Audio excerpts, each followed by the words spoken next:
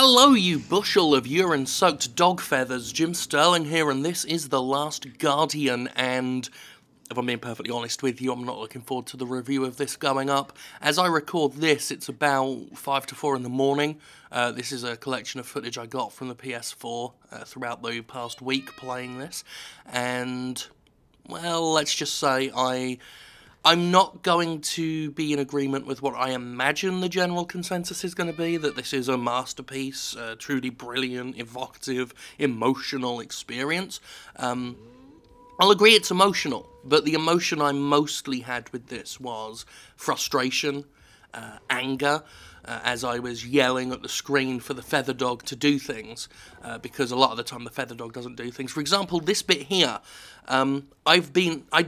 before this, I'd been up on this ledge area several times, and Trico, the dog feather bird thing, didn't do this. You see where it leaped across because I was there? I'd been there several times, I'd called it, and it didn't do anything. As you can see, it already takes a long time for it to do anything, which is that's another related but separate problem. I think the big issue with this game is it's got lots of different flaws and issues and setbacks, but they all interconnect. They all interconnect and conspire to make something that is more annoying than it perhaps could have been. And that's a shame, because the game also does a lot of great things. I'm not going to sit here and straight up tell you this game is awful. This game is a bad time.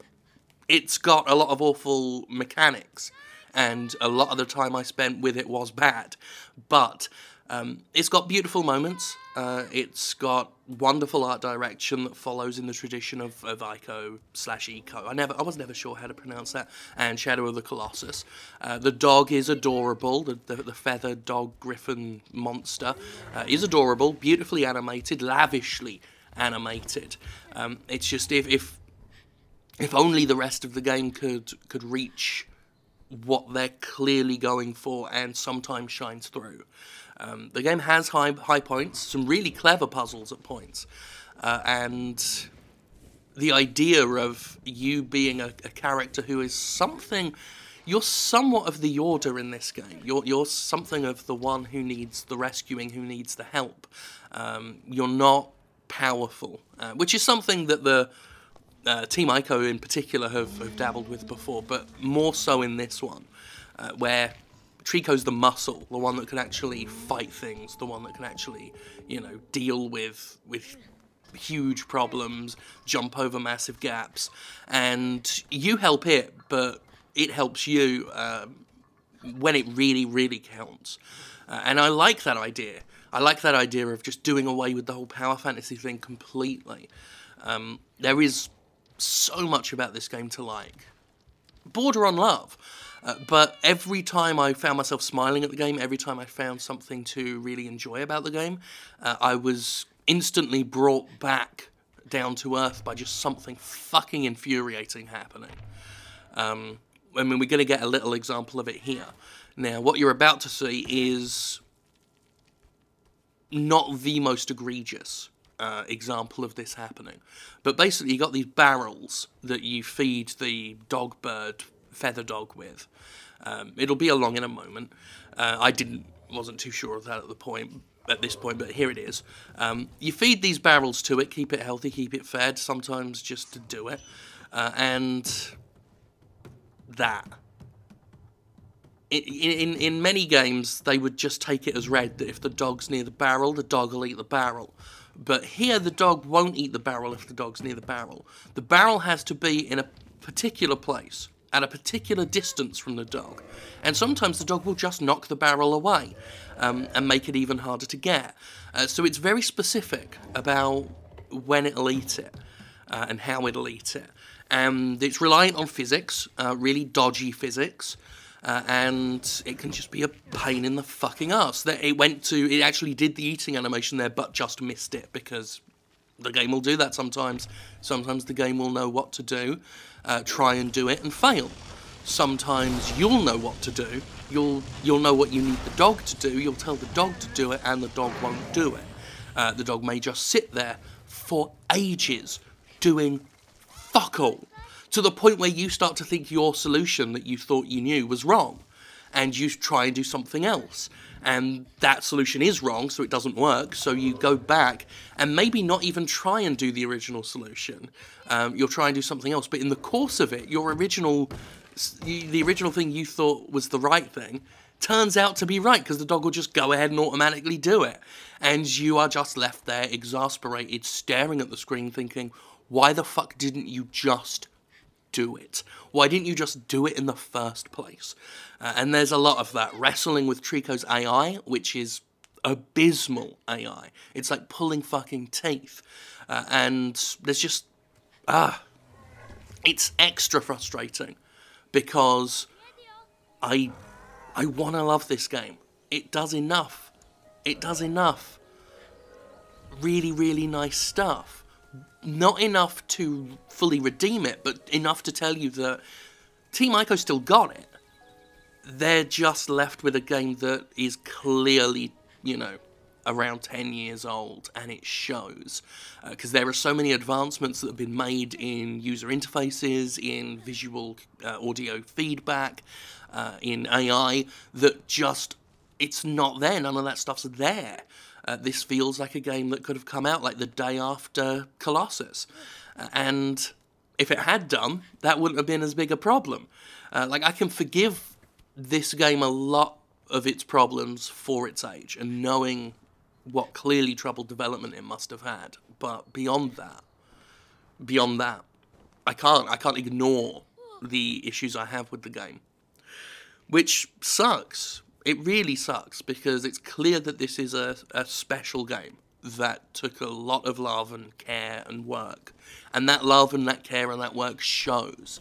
And it cuts me up to not be able to say that this game is truly superb, is truly transcendent, but it's one of those games, like, and I said this about Heavy Rain back in the day, that it's lucky it's a video game, and it's lucky that video games can be more than just the sum of their parts. This is almost the opposite of Heavy Rain, where Heavy Rain, I said, was lucky it was a game because of its mechanics, and the story and the atmosphere was just terribly portrayed, terribly written, terribly put together, but because the gameplay was, you know, fun in a sort of Dragon's Lair kind of way, it redeemed it.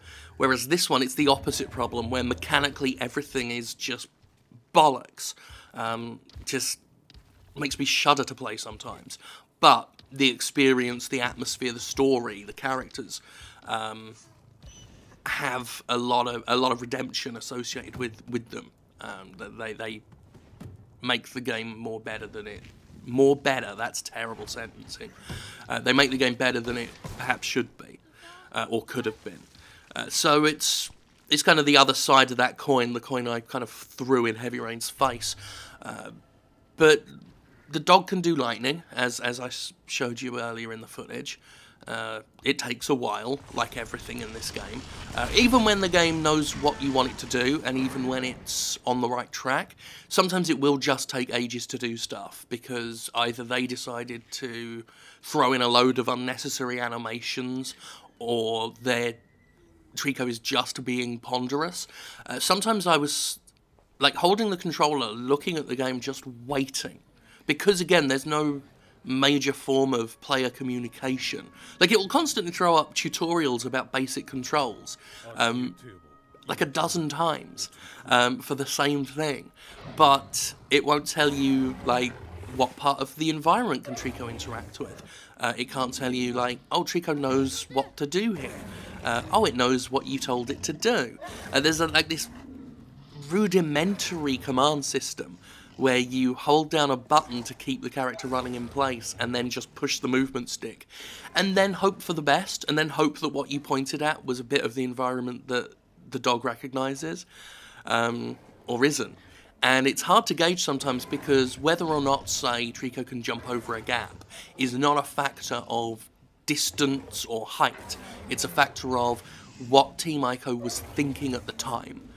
There are some areas where it looks like Trico should be able to reach, but it's never going to get there, because that's not the puzzle.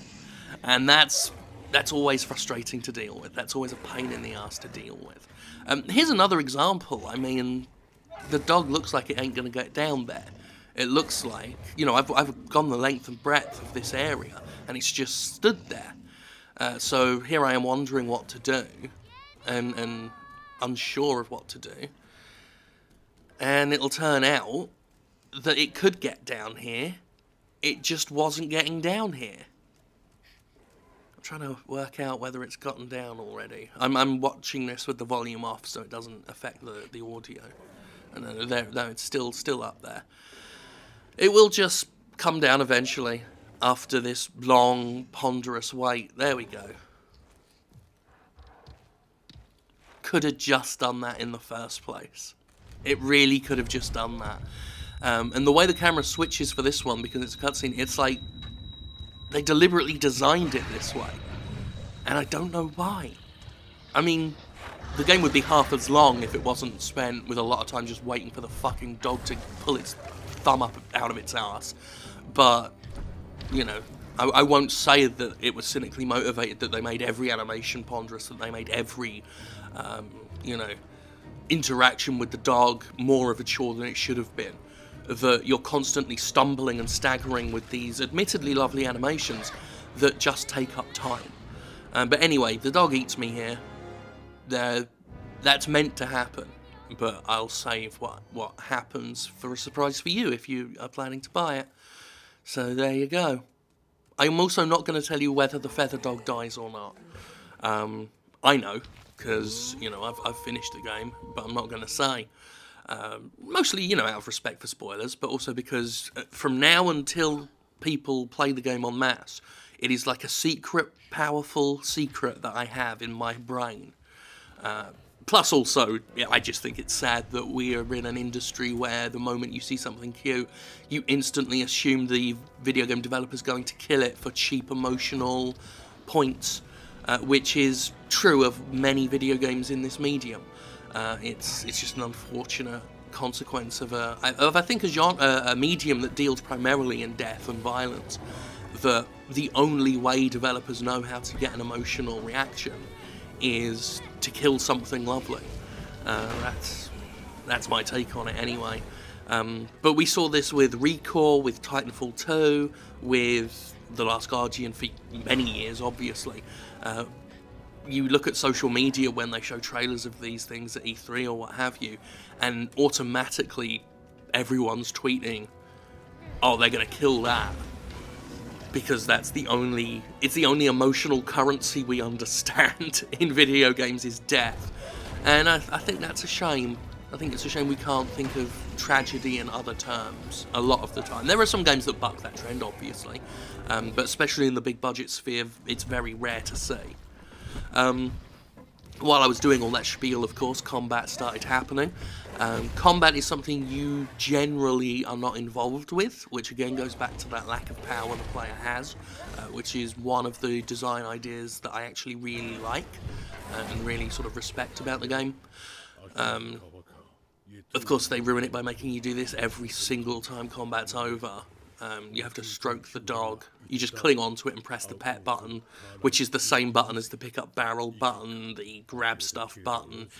You can imagine how frustrating that gets throughout the game when the same button is used to interact with everything. It gets very, very frustrating, actually. Here's an example of the game at its best. Not this limping thing that happens every time you fall from a height. Where you limp for fucking ages. But the puzzle involving this ward here, there are these eye-shaped stained glass wards that the Trico is afraid of, and you have to go and smash them, like get rid of them. And they're always very interesting. I always find those very nice puzzles. They're straightforward a lot of the time, and they're not the most taxing things, and they're not the cleverest puzzles in the game, but at these times I felt like I was playing something normal and you know, understandable, and that wasn't like treading water and wasting my time. But anyway, before we get there, some more stuff's going to happen, because I'm going to show you something about the game that really really highlights for me the great frustration I've had with it, which again involves those fucking barrels. But here we are. Like, this is another example of me knowing exactly what to do. Like, I know the solution, and it's just taking the game forever to catch up with me, because it won't get on my level. There we go. That's all you could have just done that immediately. You could have just done that, but no. That's too straightforward for The Last Guardian. So, here are these barrels again. That'll happen a lot. Sometimes you'll expect in your mind for the controls to move as fast as you're moving them, and they won't, so, you know, you'll hit a bit of a wall. And Trico went for that. He can clearly eat things up here. There, that. You see how I threw it and it caught it mid-air, and that was kind of awesome and cool? Yeah, that happened twice during my playthrough. Twice. That was the first time, one of 2 times that ever happened. I tried to replicate it and couldn't. Sometimes it will just stand there and let the barrel hit it in its stupid gormless face. That'll just happen. So, again, that I think perfectly encapsulates my main issues with the game, where you've got this really nice feature where you can just throw the barrel and it'll instantly catch it, like in a video game, like you'd expect in a video game to have a predictable outcome to the thing you've done. And here, no. Sometimes it will just let the barrel hit it in the face. And some people, I know, are going to try and justify it by saying, oh, but that makes it more realistic because life is unpredictable and sometimes things don't happen the way you expect them to. Yeah, it's not realistic or believable or good when you're throwing the barrel and the dog will just let it hit it in the fucking head. I could throw a barrel at my dog right now, and you know what my dog would do? Catch it or get out the way. Alright? Take it from a guy who has a dog. I mean, my dog's awesome, so, you know, that might be part of it, but either way, video games don't do that, but this one does. But anyway, as I said, like, I like this, like, it's got enough risk to it because you're sort of hanging high in the air, really nice big open spaces that show off, again, just some of that gorgeous environmental design that Team Ico have always been quite good at, and this bit was a little bit confused, but we'll get there, we'll get there. There we are. No, not that. Not that. Get back up. Sometimes when you're playing this game, you have to be in the exact right spot. And there are little things like this that can be misleading, like you can think that you're supposed to go round, but you're not. You're supposed to jump up here. That bit was like 50% me, 50% the game, because again, with most conventional games, there aren't pathways if you're not meant to use them. In here, there are lots of pathways that you're not meant to use. For example, there are these green vines that are throughout the game, and every time you see these green vines, you're supposed to climb them. You know, like you would, that goes back as far as Ocarina of Time. You see green vining on the wall, you climb up it. Except the one point in the game where there's green vine that leads nowhere. And it just feels like a dick move, because you're in this large space and there are multiple pathways. Only one of them's right, and again, it's guess what the developer wanted you to do. And there are these, what I call red herring solutions or red herring pathways, where they give you a sprawl just to mislead you, it feels like.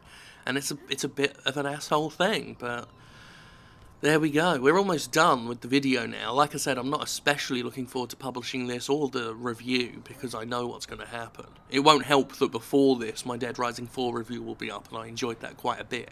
So we've got one game that everyone's expecting to be loved, and one game that a lot of the fans are expecting to be hated, because Dead Rising fans are not fond of the idea of 4. One's an Xbox One console exclusive, one's a PS4 console exclusive, and I know what people are like about PS4 console exclusives. They lose their collective fucking shit. I mean, I remember when I dared to say that, well, I didn't even say it, I just happened to give Uncharted 4 and Quantum Break the same score, and some people went fucking bananas, saying, oh my god, you're saying these are exactly the same game when they're not. Uncharted 4 is better, Uncharted 4, Uncharted 4. Because you're not allowed to say that a PS4 game, or indeed any PlayStation game, could have some flaws. You're not allowed to do that, heaven forbid. But I have, because I can't in good conscience say that I loved this game, that I thought this game was great. I'm sorry, I can't, because that would be me lying.